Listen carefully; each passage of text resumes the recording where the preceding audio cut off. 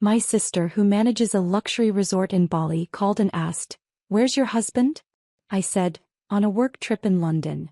She whispered, "He's here with another woman throwing cash from your card." Next day he panicked. His girlfriend robbed him blind and trashed his room. Karma served tropical style. "Where's your husband?" My sister Carmen's voice cut through the line with such urgency that I froze, the pancake batter dripping from my spatula onto the kitchen floor. The international call from Bali had come at 7:13 a.m. on a Tuesday, the worst possible time in my chaotic morning routine with 3 boys under 7. In London. Business trip. Why? I balanced the phone between my ear and shoulder while wiping up the mess with my free hand. The silence that followed lasted only seconds but felt eternal. When Carmen finally spoke, her voice dropped to a whisper. "He's here, Heather. At my resort. With another woman. They're throwing cash around like confetti, from your card." The spatula clattered to the floor as my world imploded. "Mommy. Albert won't put his shoes on again." Bruce called from the living room, his serious 6-year-old voice trying to sound grown up as he dealt with his youngest brother. "Just a minute, honey." I called back, amazed my voice sounded almost normal while my insides turned to ice. "Carmen, are you absolutely sure? I'm watching them from my office right now. They're at the infinity pool. He's ordering $300 champagne at 10 p.m. local time while this blonde feeds him strawberries. I recognized him immediately from your Christmas photos." I stepped into the pantry, quietly pulling the door nearly closed. Through the crack, I could see Alan at the kitchen table, his SpongeBob cereal now mostly on the floor as he concentrated on coloring instead of eating. Bruce was kneeling to help Albert with his shoes, the 2 dark-haired boys huddled together on the rug. My children. My beautiful boys who needed stability. School supplies. Speech therapy for Albert. Special reading tutoring for Bruce that insurance wouldn't cover. All while their father was apparently living it up in Bali with another woman. "Send me a picture," I whispered, then added, "Please tell me you're mistaken." Checking into the Emperor Suite under Mr. and Mrs. Tyler Bennett. "Using your joint platinum Amex. I'll send photos now." My phone pinged seconds later. I stared at the image. Tyler lounging shirtless by a pool, his arm draped around a woman with long blonde hair who definitely wasn't me. His wedding ring nowhere to be seen. The second photo showed him clearly signing a spa receipt with a flourish, the woman kissing his neck as he grinned. "He told me he was finalizing that distribution deal in London," I said, my voice hollow. "Said he'd be unreachable most of the time because of meetings.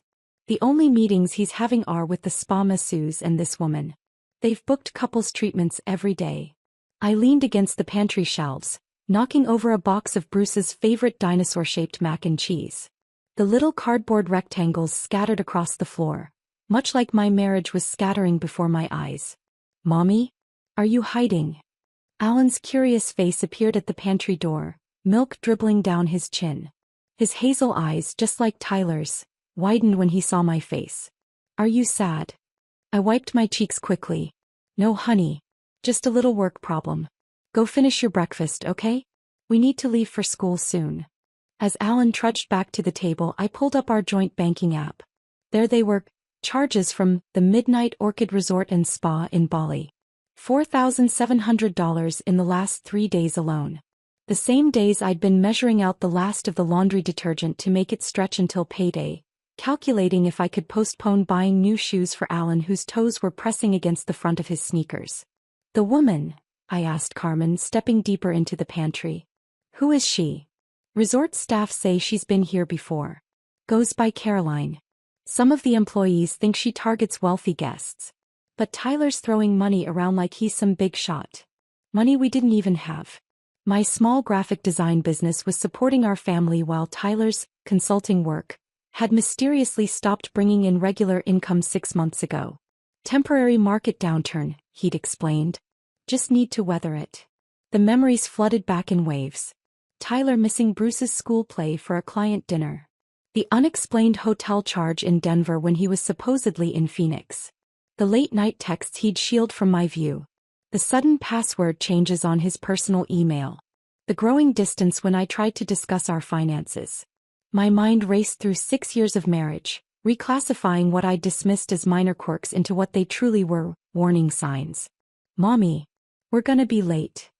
Bruce called, his backpack already on, responsible beyond his years. Carmen, I said, my businesswoman brain taking over where my wife heart was failing, I need to get the boys to school. Then we'll talk strategy. Strategy. Carmen sounded surprised. Yes. I need to know exactly how long they've been there, what they've spent, and everything they've said to staff. My voice turned to steel as shock crystallized into resolve. I have principles, Carmen. I believe in forgiveness, but betrayal is where I draw the line.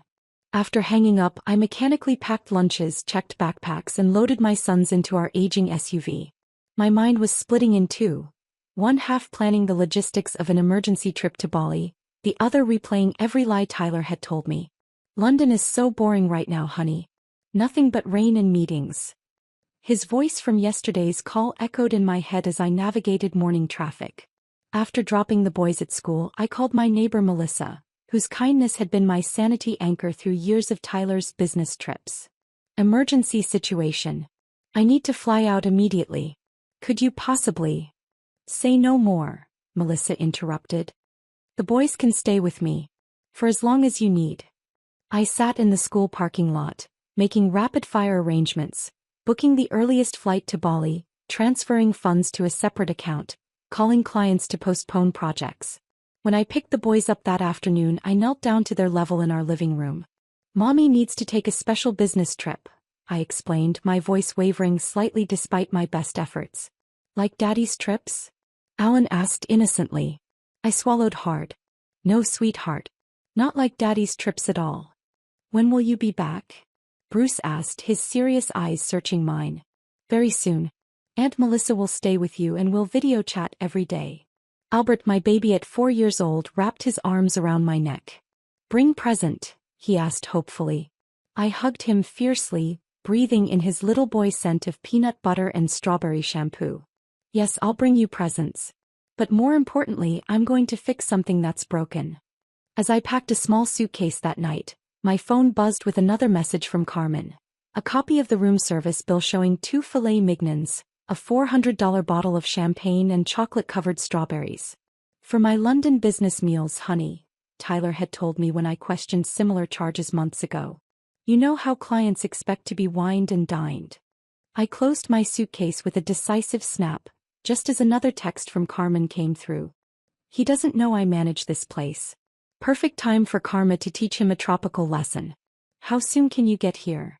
Morning came too quickly after a sleepless night. My suitcase stood by the door, a silent sentinel marking the boundary between my old life and whatever lay ahead. The Uber would arrive in 20 minutes to take me to the airport. I checked my passport for the 3rd time, my fingers trembling slightly as I tucked it back into my purse. Boys. Breakfast time. I called, trying to infuse my voice with a normalcy I didn't feel. 3 pairs of feet thundered down the stairs. Bruce led the pack, already dressed in his school uniform, his shoelaces neatly tied. Alan followed, shirt buttoned incorrectly and hair uncombed. Albert trailed behind, clutching his favorite stuffed dinosaur, his eyes still puffy with sleep. Pancakes for our special morning, I announced, setting plates on the table.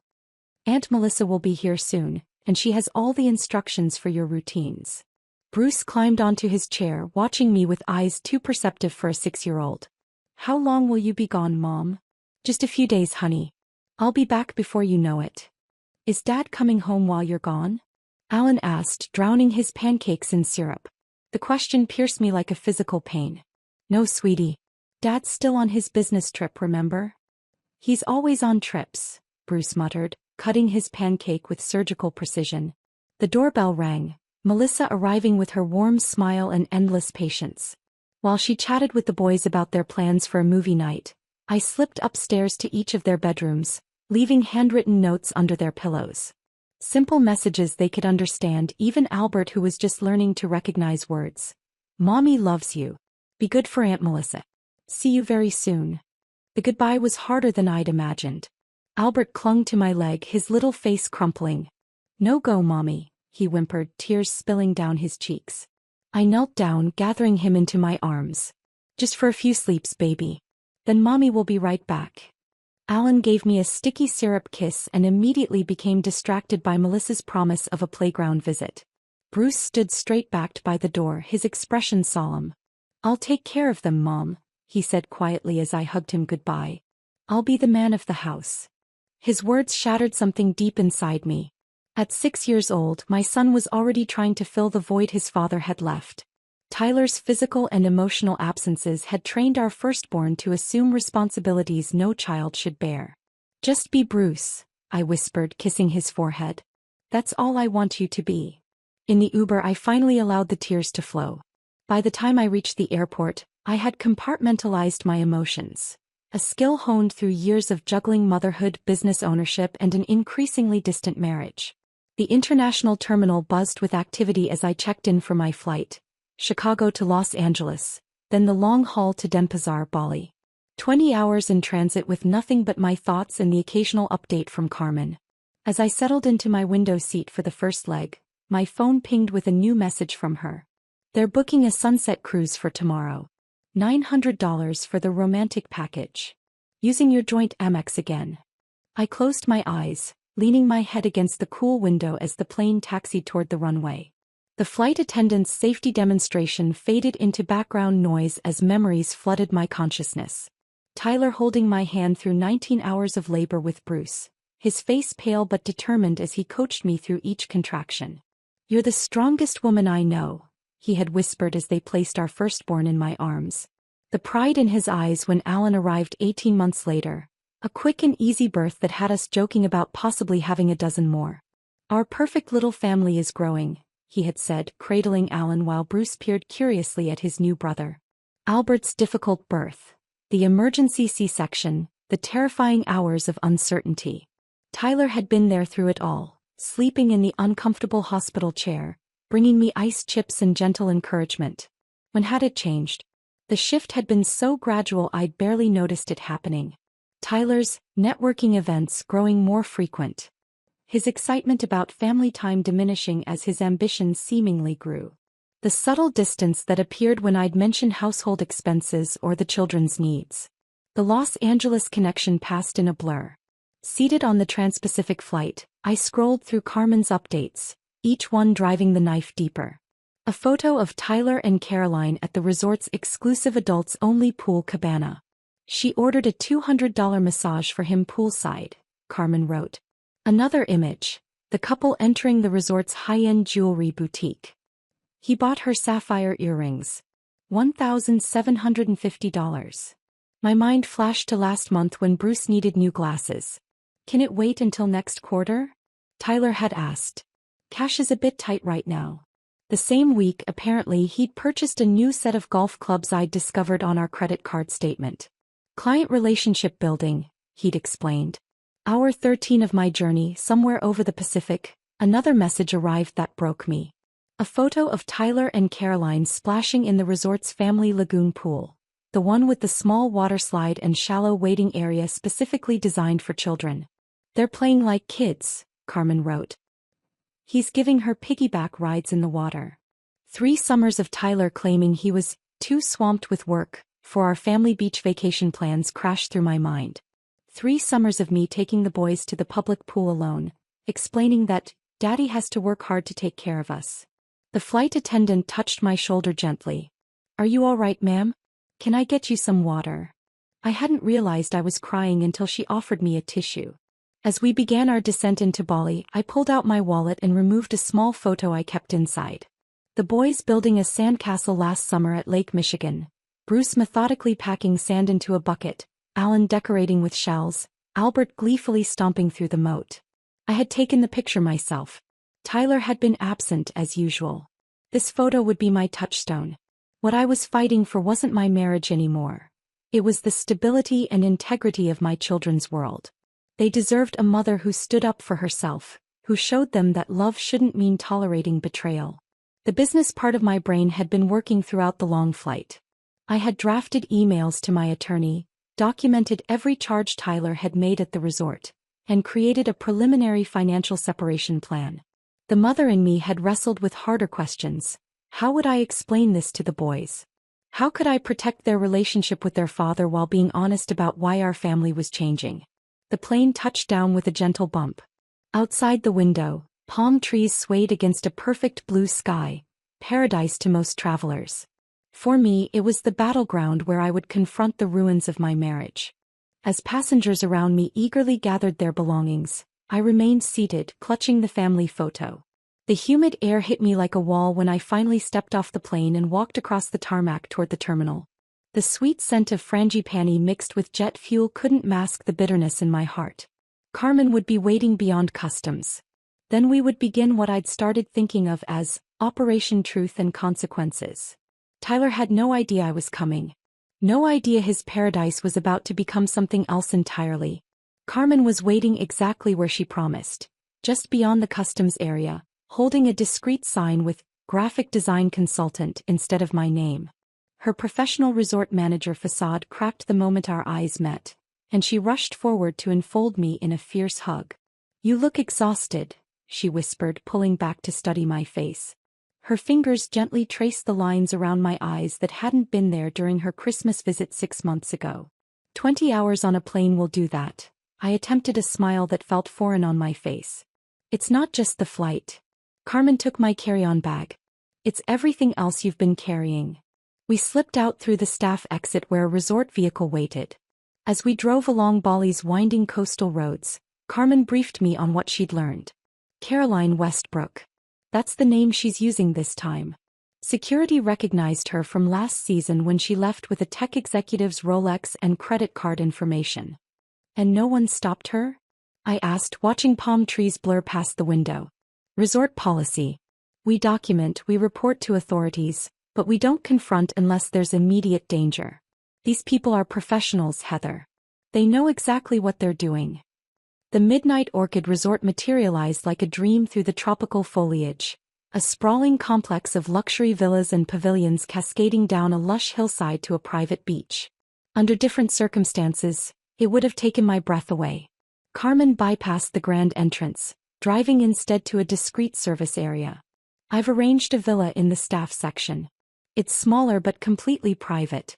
Tyler never comes to this part of the resort." The modest villa was cool and welcoming after the journey. While I showered away 20 hours of travel, Carmen ordered a light meal and prepared what she called my war room briefing.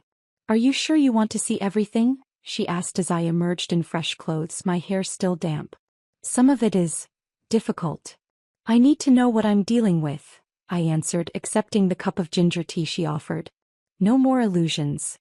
Carmen's tablet displayed a resort map with a blinking dot. "They're at the bamboo bar right now. I've given select staff instructions to document their activities discreetly." She swiped to a collection of photos.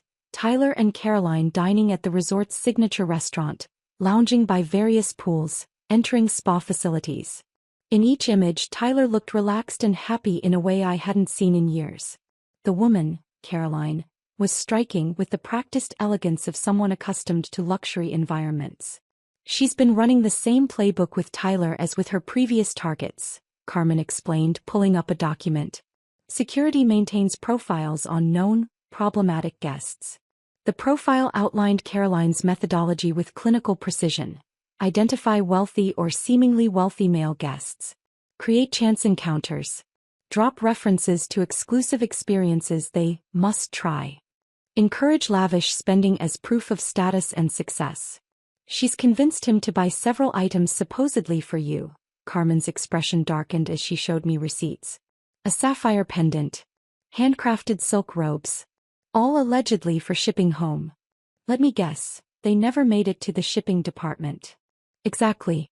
She intercepts the packages, returns the items for cash when possible, or resells them through contacts." My stomach tightened.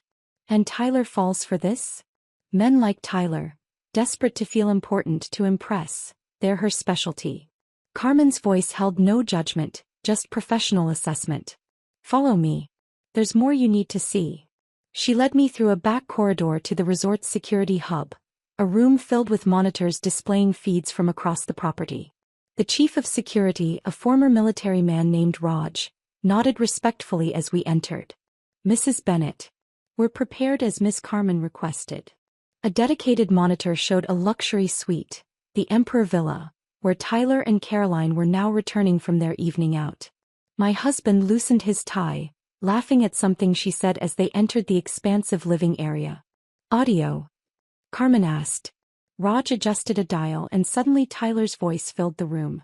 Should see the look on their faces in meetings when I close a deal. That's why they pay me the big bucks, babe. I nearly gasped aloud.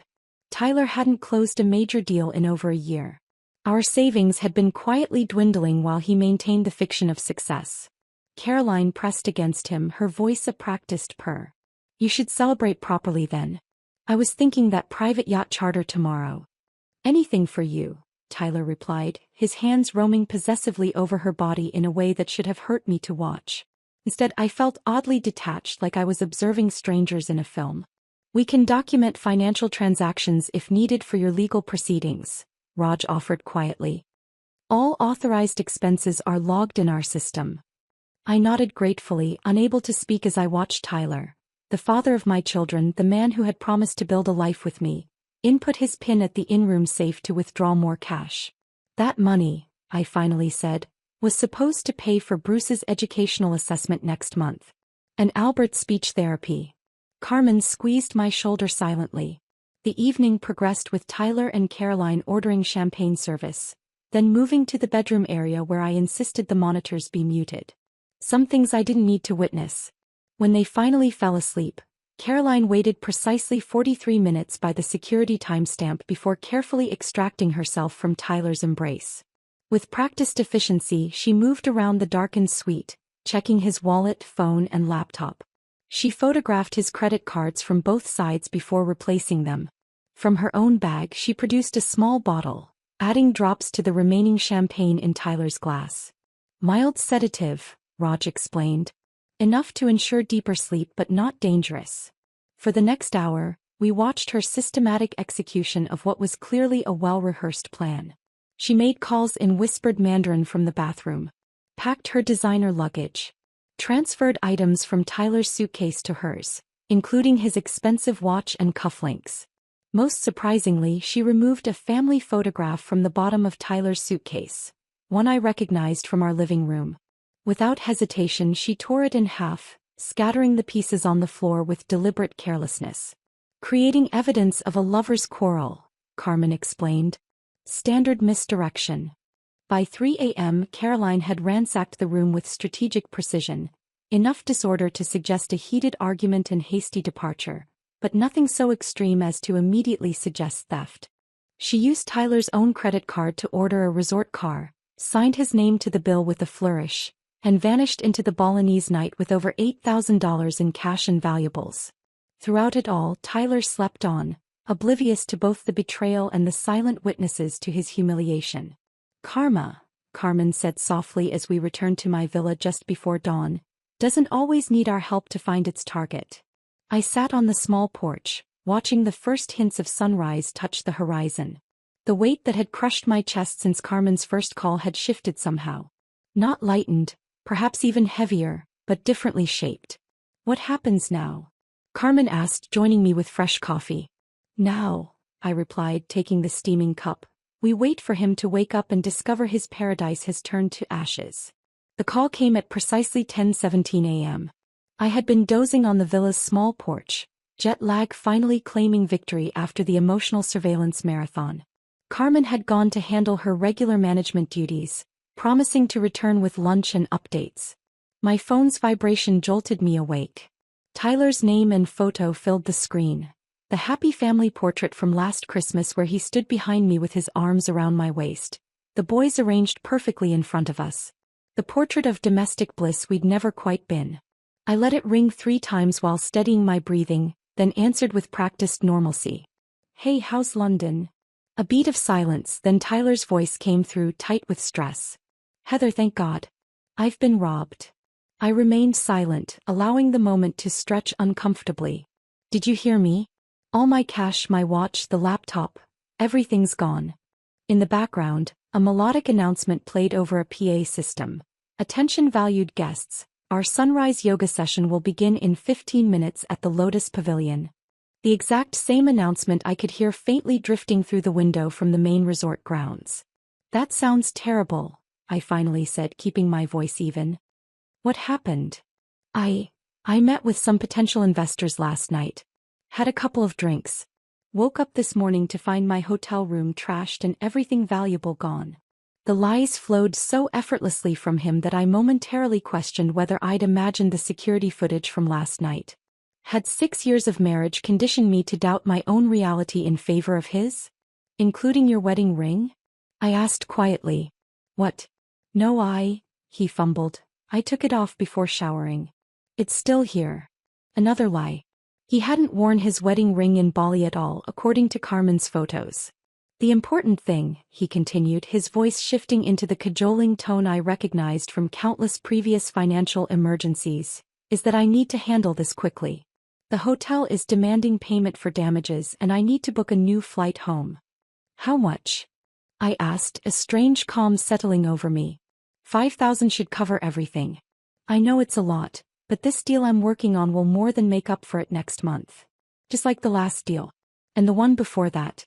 The fictional windfalls that never quite materialized. I'll see what I can do, I said noncommittally. How soon do you need it? Immediately, Heather. They're threatening to call the police. My phone pinged with an incoming message from Carmen. He's at the front desk right now trying to talk his way out of the charges. Management is insisting on payment for damages and missing items. Let me check our accounts, I told Tyler. I'll call you back soon. After hanging up, I moved into action mode. First, a call to Melissa to check on the boys. They're doing great, she assured me. Bruce finished his reading assignment without prompting, and I'm taking Alan to his allergy appointment at 3. And Albert's nap? He gets cranky if he misses it. Down for the count as we speak, with Mr. Dino tucked in beside him. Melissa paused. Are you okay, Heather? You sound different. I'm finally seeing things clearly, I replied. Thank you for being there for my boys. Next, I called Mark Levinson, my business attorney who had helped me establish my graphic design company years ago. His secretary put me through immediately. This is unexpected, he said by way of greeting. Trouble in paradise? If he only knew. I need to secure my assets. Today. Right now. I outlined the situation in business-like terms. Fraudulent credit card charges, suspected financial infidelity, evidence of sustained deception. Heather, Mark's voice grew serious, I've wondered when this call might come. The cash flow questions you've had over the past year, they worried me. Had everyone seen what I'd been blind to? Can you protect the boys' accounts? Their college funds? The health insurance? My voice caught slightly, maternal instinct overriding everything else. I'll file emergency documentation this morning. We established your business as a separate entity, which was smart. He can't touch your professional accounts. Mark paused. Heather, the joint accounts. Freeze everything except the household account. Leave enough for groceries for the boys. Nothing else. While Mark worked his legal magic remotely, I opened my laptop to handle another crucial task, canceling our joint credit cards. I created a new card in my name only, expedited to Melissa's address. The customer service representative was sympathetically efficient once I mentioned potential fraud. My phone buzzed again. Tyler. Heather. Did you wire the money? They're getting impatient here. Actually, I said, grateful for the 10,000 miles between us that allowed me to maintain my composure, I'm having trouble accessing our accounts. There seems to be some kind of fraud alert. His sharp intake of breath was audible. What do you mean? Multiple charges from Bali flagged as suspicious. Strange, right? Since you're in London. Silence stretched between us, thousands of miles of it, filled with the weight of unspoken truths. Heather, I can explain. I'll tell you what, I cut in smoothly. I'm meeting with a client this evening, but after that, why don't we video chat with the boys? They miss you. The change of subject disoriented him. Yes. Sure. But about the money. I'll keep working on it. Talk later. I hung up before he could respond, then immediately texted Carmen. He's desperate. Keep me posted on his movements. Carmen's response came quickly. Resort has given him until 6 p.m. to settle his bill or they're involving authorities. He's making calls from the business center. With a few hours to breathe, I scheduled a video call with the boys for after their dinner. By then, Tyler would be approaching his deadline with the resort, maximizing his distress while I connected with our children. When the call connected that evening, 3 eager faces crowded the screen, their overlapping voices creating a symphony I hadn't realized how desperately I needed to hear. Mommy. We made cookies. I saw a really big bug. Miss you, Mommy. I drank in their faces. Albert with chocolate smeared across his cheek, Alan bouncing with barely contained energy, Bruce more reserved but eyes bright with excitement. I miss you all so much, I said truthfully. Are you being good for Aunt Melissa? Bruce is being a bossy pants, Alan reported solemnly. I am not. I'm helping. Bruce protested. You're both doing great, I assured them. Bruce, how was reading practice today? While Bruce detailed his progress with sounding out difficult words, I noticed him reaching for something off-screen. I made this for you, Mom, he said, holding up a crayon drawing to the camera. It showed 4 stick figures, clearly labeled Mom, Bruce, Alan, and Albert, standing before a house with a bright yellow sun overhead. No 5th figure. No father. It's our family, Bruce explained unnecessarily. Where's Daddy? I asked gently, though I already knew the answer. Bruce shrugged, his small face serious. He's not here. He's always working. I bit my lip hard to keep tears at bay. It's beautiful, honey. I'll put it on the refrigerator when I get home. After saying goodnight to each boy individually with promises of return and small gifts, I ended the call and finally allowed myself to cry, not for the marriage I was losing, but for the father my children had never fully had.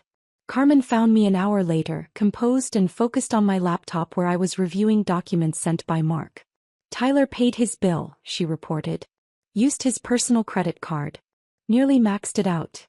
Of course he did, I murmured, closing my laptop. Is everything arranged for tomorrow? Yes. Beachfront table at the Coral Garden. 7 o'clock. Our best local attorney reviewed your papers. Everything's in order with proper jurisdictional considerations. I nodded, standing to walk to the small closet where I'd hung the one formal outfit I'd packed. A simple black dress that accentuated my strength rather than attempting to display femininity. Power, not seduction, would be my armor tomorrow. Are you sure about this? Carmen asked, watching me hold the dress against myself. Confronting him alone? I'm not confronting him, I corrected her, my voice steady. I'm claiming my freedom. And my children's future. Carmen stepped forward, wrapping me in a tight hug. You know, you've basically been a single mother already. The only difference now is you won't have to carry his dead weight too. I nodded against her shoulder, drawing strength from her certainty. Tomorrow would be the last supper of my marriage. A meal purchased with my husband's nearly maxed-out credit card, served with a side of legal documentation, and garnished with the truth he never expected me to discover. The Coral Garden restaurant sat like a jewel on the resort's private beach, tables arranged on multiple tiers descending toward the shoreline. Torches illuminated the sand where children chased waves in the last light of day while their parents dined under the stars. I arrived 30 minutes early, deliberately selecting a table with clear sight lines to both entrances. The hostess, briefed by Carmen, led me to a secluded corner with ocean views, private enough for the conversation to come, yet public enough to ensure civility. Would you like something while you wait? She asked, leaving me with a leather-bound menu. Just water, thank you. As twilight deepened, I watched a father build a sandcastle with his young daughter near the water's edge. They worked with focused determination, the man patiently showing her how to pack wet sand into turrets. The scene transported me back to Alan's 5th birthday, the party I'd planned for months at the local park with a pirate treasure hunt and homemade cake. Tyler had called 2 hours before it started. Emergency client situation, he'd explained breathlessly. The Miller account is falling apart. I have to go in.